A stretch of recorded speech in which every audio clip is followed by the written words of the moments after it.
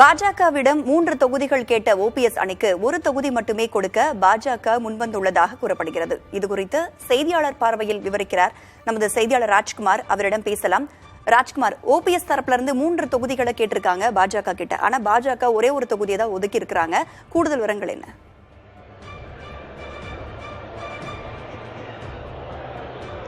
ராதா, பாஜகவுடன் முன்னாள் முதலமைச்சர் ஓ பன்னீர்செல்வம் அணியினர் ஏற்கனவே கூட்டணியை உறுதிப்படுத்தி இருந்தனர். பங்கீடுக்கான பேச்சுவார்த்தை பேசப்பட்டு வந்த நிலையில் நேற்றே ஓபிஎஸ் அணிக்கு தொகுதி பங்கீடு செய்யப்பட இருந்தது. ஆனால் நேற்று அதை முடிவெடுக்கவில்லை.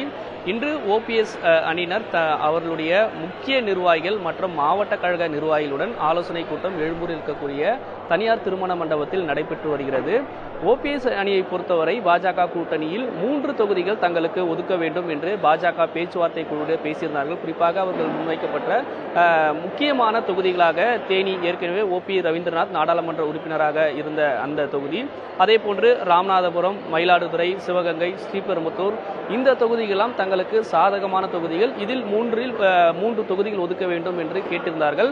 ஆனால் பாஜக தரப்பிலிருந்து தற்போது வரை 1 தொகுதிகள் ஒதுக்கப்படும் என்று பேசப்பட்டிருப்பதாகவும், அதே போன்று ஆரம்பத்தில் தாமரை சின்னத்தில் போட்டியிட வேண்டும் என்று ஓபிஎஸ் அணியினுடைய நிர்வாகிகளிடம் கேட்டிருப்பதாக தகவல் வெளியாகி இருந்தது.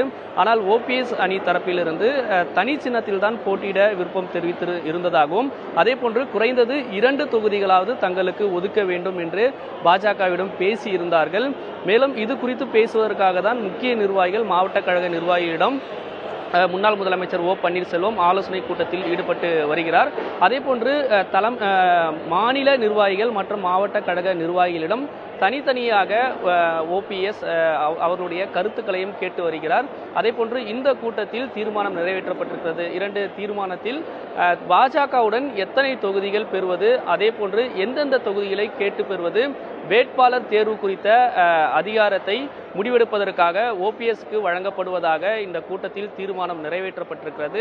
அதன் அடிப்படையில் தற்போது ஆலோசனையை ஓபிஎஸ் கேட்டு வருகிறார். இந்த கூட்டத்தில் மூத்த நிர்வாகியாக இருக்கக்கூடிய பண்ருட்டி ராமச்சந்திரன், முன்னாள் அமைச்சர்கள் உள்ளிட்டவர்கள், மாவட்ட கழக நிர்வாகிகள் அனைவருமே கலந்து கொண்டிருக்கிறார்கள். 1 மணி நேரத்திற்கு மேலாக இந்த கூட்டம் நடைபெற்று வருகிறது. அதே போன்று பாஜக தரப்பிலிருந்து இன்று மாலையே கூட்டணி கட்சிகள் அனைவருக்கும் தொகுதி பங்கீடுகளுக்கான எண்ணிக்கை முடிக்க வேண்டும் என்று கேட்டுக்கொண்டிருக்கிறார்கள்.